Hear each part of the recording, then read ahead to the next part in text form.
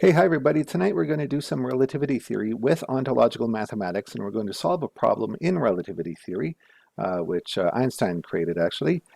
This was inspired by this term cognitive disparity, which was introduced by a member of the Classic Illuminism group on Facebook. And I thought he had a really great post. It really made me think about it, and I thought I can use that concept to spring into a resolution of some problems that were introduced with Einstein with relativity theory and what has subsequently happened since then, as I've written about in my books, where we have instituted cognitive dissonance. And so basically, yes, our minds are being destroyed. So we go, I mean, literally, we are in a war. It's a clandestine war. Most people don't even realize that we are in a war, but we are certainly in a war. And this war is all about the destruction of our mind, simultaneously all about the destruction of our bodies and our health. That's why in my Illuminism book, I talked a lot about health and health principles and how to eating right, healthy food, things like that. We really have to maintain our physical and mental health at this point. We almost are at the point where we can't even pursue any higher ideals. We just have to sort of pull back and make sure our minds and our bodies are being protected for the time being, and until such a time as when we can start doing more stuff. And we might be able to do more stuff soon, hopefully. Anyway, let's see what happens. So, reconciling quantum mechanics and relativity. Relativity. What is an observer? Fixing cognitive disparity and fixing the way that our minds are being destroyed and stopping that process. Okay, so cognitive disparity. So, really great comment on the Facebook group by Caspar. So cognitive disparity. So he says here, cognitive dissonance, we all know, is an uncomfortable mental state which naturally seeks resolution. But another phenomenon has increasingly become noticeable, where this has become instituted, a sort of mental habituation to contradiction, illogics, and even absurdities. So he says, to identify this new nightmarish phenomenon, I propose a new term, cognitive disparity. We define cognitive disparity as a state of mind where incongruity in your thinking has become the new normal.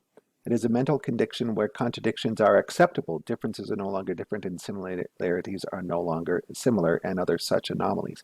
So this was a brilliant insight, brilliant comment, and from this it really spurred me to create this video, which this is an idea, an application of ontological mathematics to relativity theory, which I had a very long time ago and simply never got around to it.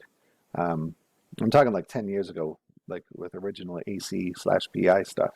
Anyway, glad that I'm doing this now and it's all coming back to me. So, cognitive disparity, the state of mind where incongruity in your thinking has become the new normal. So contradictions aren't merely acceptable, but they are preferred. Contradictions are the preferred explanation for events, for anything, right? And we'll see examples of that in quantum mechanics, and well, in this video it's going to be about relativity theory. I have another slideshow ready to go about quantum mechanics on this same topic, and that one's a really fun one. Really fun one. So cognitive dissonance has replaced reality with a new hyperreality of cognitive disparity, where differences are not different, similarities are not similar. We have permanent dissonant disparity, and what this is doing to our minds is it is the cessation of thought. It is the destruction of the human mind. And well, I'll have some more comments about what's going to happen with this at the end, but it's what's happening. It's a state of the world we are currently living in. If you have the benefit of having read the God Series Hockney books, or you're just a rational person, aside from that, there are many, of course, rational people, people who could see this through the scamdemic, people who, refuse to wear masks and go along with all that retardation. Those people are likewise rational people, even though they're not, obviously most people haven't read the Hockney material. But the people who are rational are out there, people who take care of their health, people who do independent research, have independent knowledge on, for example, terrain theory, right? Those are the rational people who are going to survive. And a lot of people, it simply looks like, are not going to survive. Anyway, getting a little black-pilled there. It's actually wonderful. It's actually great because it's going to work out for rational people in the end. We're going through a choke point. We're going through a population choke point, I think it looks like, and it's actually going to be wonderful, the result, because the only people who are going to survive are rational people, and it will be great afterwards. And it'll be fun going through, honestly, it will be. So dissonance versus disparity. Let me move myself over there. Dissonance versus, so dissonance is a discomfort, right? The psychological discomfort felt due to an underlying contradiction which seeks resolution to feel better. Disparity is contradiction which is preferred to resolution. So one thing to think about, is this the result of mass caffeine consumption? Because what happens, I mean, a lot of people might not just be, you might not be sensitive enough to your own body, your own emotional state. You might not be paying enough attention to what happens, but you know, clean yourself of caffeine for a while and then go back and have it and see how it makes you feel. So consuming caffeine induces, people are like, oh, it gives me energy for the day. That's not what actually happens. If you actually have a clean body and you're healthy, caffeine actually makes you tired as hell, makes you want to go to sleep. That's a normal, healthy reaction to caffeine. And it also gives you angst, gives you anxiety, gives you stress, and it makes you feel like something is wrong, makes you feel like a threat is present. I hardly ever drink caffeine anymore. Last weekend I did on Mother's Day. And so with my wife and daughter, we went out to the park to fly a kite. And I had had caffeine that morning, and it was a perfectly beautiful day. Nothing was wrong. And I was just in such a snappy, pissy mood, ready to snap at anything, ready to just feel like something was wrong. I just felt like something was wrong. I felt like I was under attack. I felt like everything was an attack on me. I felt, you know, if my daughter did something, you know, obviously innocently, you know, as a child does with a kite, that's, you know, not a problem. Just like made me want to snap and be like, why'd you do that with a kite? You know, stuff like that, right? That's from caffeine. Caffeine does that to you. So it induces, so, and with this mass caffeine culture, this whole coffee culture that we live in, right? We all live that way now. So we're being acclimated to this feeling of dissonance when there shouldn't be dissonance, right? We're being acclimated to feel like this is a normal way to feel. Oh, you should drink coffee all the time. It's totally normal to feel this way. You know, and it's ruining our relationships, right? It ruins your relationship. It ruins your ability to just be cool and be chilling out and enjoying what is a nice day. Like caffeine is really psychologically unhealthy for you, you know? So anyway, we're being conditioned to feel this way all the time. And that is how cognitive dissonance is being transformed into cognitive disparity, where now we prefer the state, the feeling of something is wrong, because that's the way we just feel all the time from drinking coffee all the time. And, you know, they do it, you know, through the education system, as I discussed in my book. They actually condition it into youth in the education system.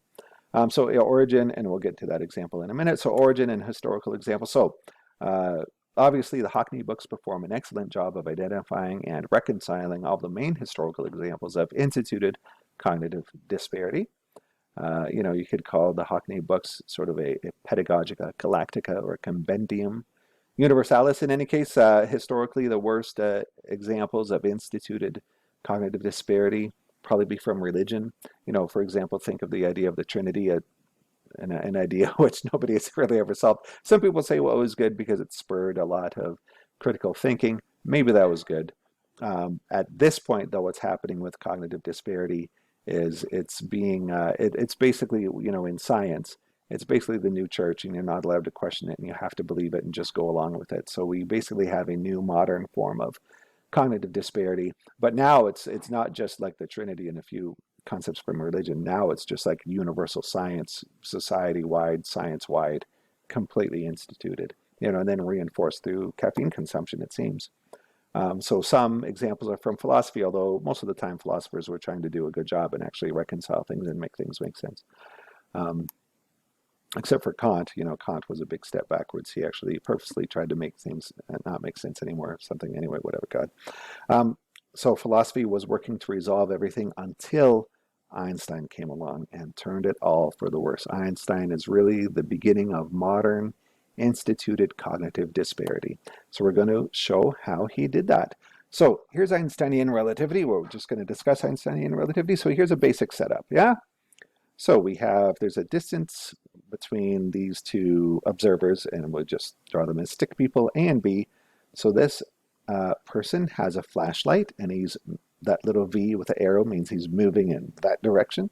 So he's moving towards this guy, B, who's stationary. So he's holding the flashlight, and when he's at this distance d, he just, clicks the flashlight and that sends out a single photon. Let's just say it's a single photon because we're going to make a thought experiment here, which is nice and simple. And these speeds, the speed does not have to be relativistic, right? Meaning that it's a speed very close to the speed of light. This is just a very large distance, and we're in nice, empty, flat space. And this is a velocity which is small, and so the relativistic effects are negligible to non-existent. And so the question is, to whom does the photon travel at the speed of light, A or B? So we have this concept from relativity that a photon has to always travel at the speed of light relative to an observer, right? I should have wrote that down just so that you had a reference frame there. So the reference frame from which we're supposed to think about this problem is that a photon, the speed of light, is always the same speed relative to any observer, independent of how they're traveling. So this guy is moving, this guy isn't moving. But that has no effect on the way that they measure the speed of light. They both measure the speed of light to be the same speed, yeah? So when we have this case with a single photon, which this guy has emitted from his flashlight at this distance d, and this photon starts traveling, traversing this distance toward the b, to whom does the photon travel at the speed of light? Relative to A or relative to B? So the thing is, if it travels at the speed of light relative to A, then the time of arrival at B for the photon is this term, d over b plus c. Now, if the photon is traveling at the speed of light relative to B, then you get this equation. The time of arrival of the photon is just d over c. So those are two different times, right? So this is the origin of the simultaneity paradox in Einstein's interpretation, what Einstein did with relativity. So basically what has to happen in Einstein's interpretation is that the photon has to travel at c. That's the constant speed. We just use c for the speed of a photon. So the photon has to travel at c relative to both A and B. So the photon, let me repeat that. So the photon, because in Einstein's interpretation, Einstein said that a photon has to travel. Well, Einstein didn't say this. This was known already, but just the idea is that a photon has to travel at the speed of light relative to any observer, right? And so if this guy's moving and this guy's not, then that means that this photon has to travel at the speed of light relative to this guy and also relative to this guy. But that's going to be two different speeds because this guy already has a speed, right? So the photon has to do two different things at the same time, right? It has to travel at c, the speed of light, relative to both A and B at the same time. So that means that it has to do two different things and travel at two different speeds at the exact same time. So this is instituted cognitive disparity, where cognitive dissonance is inculcated into the subject, the student, learning Einstein's theory that Einstein came up with. So is inculcated into the subject as being the sensation of intelligence. So cognitive dissonance is being inculcated into the student when the student learns Einstein's interpretation that this is something intelligent to think. So what happens is that you associate being intelligent, you associate intelligent thought with cognitive dissonance, which becomes eventually instituted cognitive disparity. So that is your recipe for total destruction of mentation. And of course, in modern times today, we have many such examples of that, don't we? Right? I need not even discuss them. Anyone who's paying attention, you know exactly what I'm talking about. We are surrounded and inundated by many such examples of opposites being the same and the same thing being opposites and just all sorts of utter insanity. One thing being two different things at the same time, etc., etc., etc. Right? So this trend in modern thinking, which is actually the cessation of human thinking, was actually begun by Einstein. He's the one that started it. So let's define the observer. We're going to start resolving this problem now. So the speed of light is constant for an observer. So just to make it clear, that's not Einstein's discovery. It was discovered well before Einstein by multiple other scientists. Einstein actually dismissed this principle, but while pretending it was still the foundational principle. It was a very clever trick what he did, a very clever trick. So this is what you need to think about. This photon is in mid-flight. It's here in the middle of space. It's not interacting with A and it's not interacting with B, is it? So who's actually observing it then? Is it being observed? So what Einstein did was say, because you're observing this photon in this diagram, then you can imagine that A is observing that photon, and you can imagine that B is observing that photon here, just like you are observing it on that diagram. But that's not the actual physics of what is occurring. And now this is something that's become a speciality of mine, of course, with this whole flat earth theory in modern physics, right? They have this flat earth diagram for climate science, and I point out to them, that's not actual physics.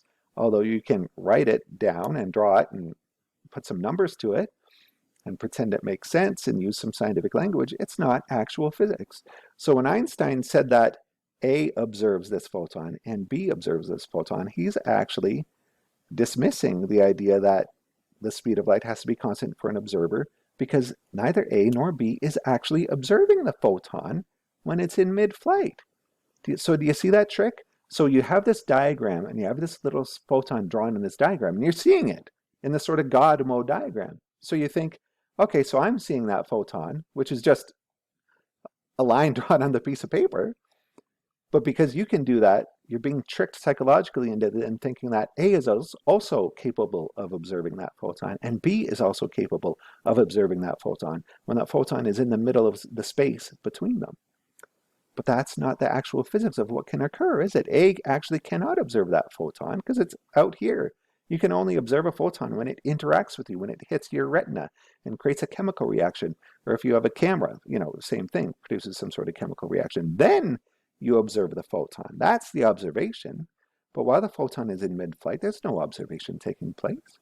So that was what Einstein did to introduce cognitive disparity, and to introduce cognitive dissonance as intelligence, right? So it's sort of an autistic view of this diagram. It's just very materialistic, very autistic. Oh, I'm seeing this diagram, I can see this photon, therefore A can see that photon, and B can see that photon too, just like I can in this diagram that I drew. No, that's not actual true. You need to think about the actual physics that's occurring, right? I mean, how silly and childish, right? It's so silly what he did. A is not observing the photon. A isn't capable of observing that photon because it's in mid-space and going away from A. A never interacts with it again. B does eventually interact with that photon, and that's important. One thing that could be considered just from quantum mechanics, for example, is that something unobserved is undefined, right?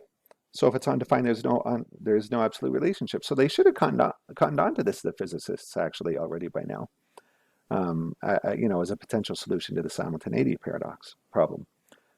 Because if that photon isn't being observed, just like the cat inside a box that's not observed is in both an alive and a dead state. So this photon being in the midpoint in space here between A and B not being observed because it can't be observed, because it's not interacting with them. So then it can be traveling at the speed of light and also not at the speed of light because it's undefined. It can be anything, right? So there is no actual relationship. There's especially not a relationship with A because A never observes it. B will eventually observe it. And so there is an eventual relationship there. And that's actually important. So let's continue. So here the photon has finished traversing the distance and is at B, interacting with that B. Let's pretend B is a camera, or that photon is going in his eyes, or just hitting his body, or whatever. So B is the eventual observer to which the constancy of the speed of light must apply for the life history of the photon. Because if B was running an experiment and he knew where that photon started, right, then B has to measure that for the life history of the photon, that photon traveled at the speed of light, because B is the actual observer, right? So A will never observe that photon. A will never observe the photon, but B does observe the photon. So, but the big question to ask yourself then is, how can the rule apply before B was actually able to physically interact? Because that photon started off at A, when it was at distance D, and then traversed the space towards B, right? But how can that rule apply before B, like for that lifetime, for the lifetime history of that photon? How can that rule apply before B was actually able to physically interact as the observer? Because the rule applies to the observer. The rule does not apply to the non-observer, right? So for an observer the speed of light has to be constant. So B is the eventual observer. A is never the observer, right? So the rule doesn't have to apply to A because A isn't the observer. B is the observer, but B is the observer in the future. But then how can that rule apply to something that occurs in the future, right? So it's because the life history of the photon is defined instantaneously at its creation, because there's no time nor space from the photon's perspective, because a photon has infinite time dilation. I'll show the equation in a moment. A photon has infinite time dilation and length contraction for a photon traveling at c, right? So the eventual observer is defined for the photon across any spatial distance. So that kind of implies that spatial distance is an illusion then, doesn't it? Now, isn't that strange? Think of how profound that is. So the resolution of this paradox that Einstein created, and this fact that B will always measure this photon, would be traveling at that speed of light, which means that that photon must have had that relationship with B in the entire history of the photon, the photon's lifetime. It implies then that, and you apply our knowledge from ontological mathematics, and it's that, well, wait a minute, a photon doesn't experience either time or space, right? So the eventual observer B is actually defined at the moment when the photon is emitted by A. Its eventual observer B must already be defined. And how can it be defined? Well, because from a photon's perspective, there's no time or space. So it's possible for the photon to have its eventual observer. What is to us an eventual observer? For the photon, it's the instantaneous observer because there's no time or space for the photon, right?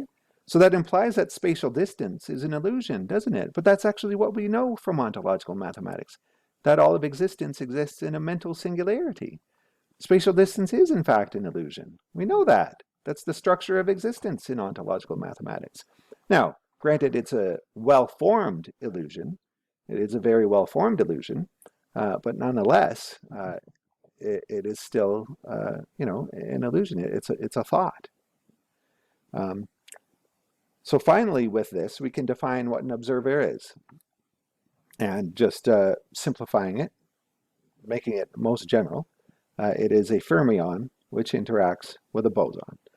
So that would be your definition of what an observer is. So that's something that they struggle with in quantum mechanics, is determined. And even, as we saw, the problem originates in Einstein's interpretation of relativity theory, where he says that A and B can both be observers of things that it's actually impossible for them to observe. That photon is mid-flight. Obviously, as we just discussed, B is the eventual observer. So B is actually the instantaneous eventual observer. The photon actually knows that B is its observer because from the photon's perspective, there's no time or space. A, on the other hand, is never the observer because A never interacts with that photon. A releases the photon with his flashlight, but A never observes it. Actually, it just goes away from A. So the most general definition of an observer would then be a fermion which interacts with a boson, or when a fermion interacts with a boson. So absolute reference frame. If the relationship of a photon's speed is defined instantaneously for its observer, then the speed of light is the absolute reference frame.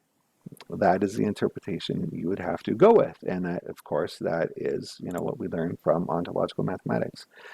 So the speed of light is a thought. It's a thought which provides the movement of a point source about a circling, which allows for the satisfaction of the infinity multiplier, as I discussed in my Illuminism book, to produce all possible circling sizes and all possible frequencies.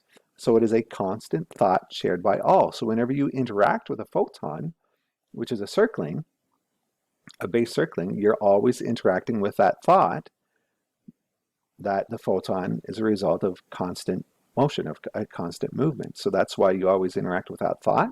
That's why you always measure then that photon had a constant speed. Neat, right? So relationship between A and photon is undefined.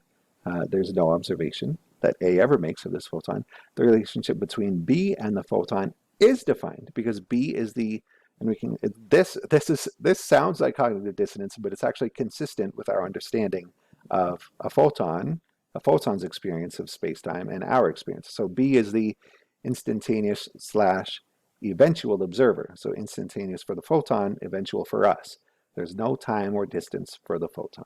And we'll be able to build off of this for the double slit experiment. So that was that. So just to finish with a few comments, yeah, why not publish something like this? Well, you can't publish things like this in science anymore in peer-reviewed journals because cognitive disparity is now sacrosanct. It's the law of the land, and it cannot and will not be violated.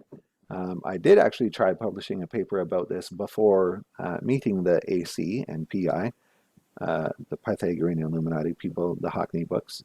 That went nowhere, and subsequently in the time that's happened since then, if you're familiar with my books, I have now found that one cannot even publish a paper saying that the Earth is round for climate science. So that's how bad cognitive disparity is in science. It's a total wasteland out there. You can't trust anything that's happening out there. Like I said in my book, Illuminism, you can't trust a thing that's happening out there anymore. It's all a complete gong show, shit show. Like, you can't trust anything out there anymore. Like, nothing from the news, nothing from science, nothing, because it's all now built on cognitive disparity. Yeah, one solution might be to develop a tech which can only function or be designed or understood with a new paradigm. That'd probably be the only way. If you can develop a new tech that does something really fantastic. What I would like to develop is instantaneous communication across any spatial distance. That should be something which you can develop because you should be able to communicate through the singularity domain. And since the singularity domain, and as we just saw, all spatial distance is actually illusory, although it's well-founded, you should still be able to work with this understanding and this principles to get information communication to be able to occur across any spatial distance. Because of course, that's what a photon is doing already anyway from its perspective. But how can we pull that out in our sort of extended space-time experience? There's got to be a way to do it. And that would be, if you did it, you know, that'd be an example of a tech which only functions. That'd be a way to overturn the paradigm. You're never going to be able to overturn the paradigm just by writing a paper and say, look, here's a new interpretation. It's just not going to happen. Yeah, I don't think so. I don't think it's going to happen. I mean, maybe. I don't know. It'd have to be the right person. You'd have to have. I just think it's very unlikely because it's just so ingrained now. Cognitive disparity is just so ingrained now. They want it. They prefer it, right? If you know, the only new explanation you could come up with is one which is even more disparate and incongruous. You know, that would be the only thing you could actually get published. So cognitive disparity world, that's the world we live in. It's clown world. In such a society, you can't do anything to fix it. So save yourself and those who, for whatever reason, already like you, rational. You basically got to go back to the basic principles of survival. Going to have to let the rest fall away and accept themselves because it just really seems like there's nothing you can do now at this point. So go back to the basics. Make sure you're putting real food into your body, keeping the chemicals out. They're trying to kill you. They're destroying your mind. They are purposefully destroying your mind with cognitive disparity. They really want to wreck us. They want to wreck humanity. It's clear. It's very clear the food supply is being poisoned. Agriculture, all that, you know, education being poisoned. It's all directed at destruction. So you want to survive. We're coming up. It seems pretty clear. We're coming up to some sort of a choke point here. So keep your body and your mind healthy, and you'll survive. Yeah, so very long-term plan thinking. That's where you're at now. Yeah, I was supposed to have the gamma equation right back here just to show, you know, it's the inverse of the square root of 1 minus v squared over c squared. I mean, big deal, whatever. It just means that it's just the equation which shows that for a photon, that time dilation is infinite and length contraction is infinite. So, which means that there's no time nor any space for the photon.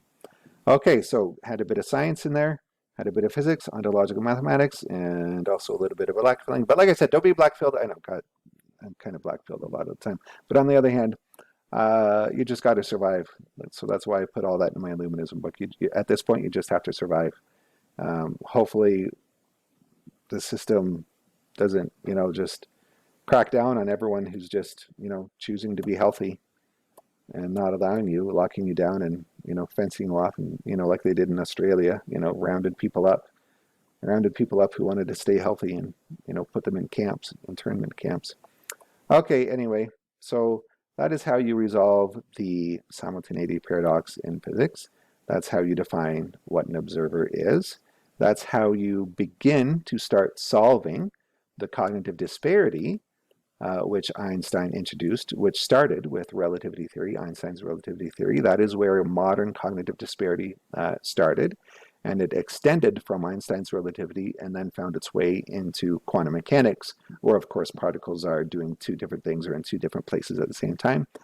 So just as how we can solve what Einstein did with ontological mathematical thinking, we can likewise begin solving these problems in quantum mechanics. And that's what the next episode, is going to be. So I'll publish that one. The slideshow for that one is already ready to go. And I will, put that one out maybe in a few days or a week or something. Okay. Hope you're all doing very well. Thank you. Bye-bye.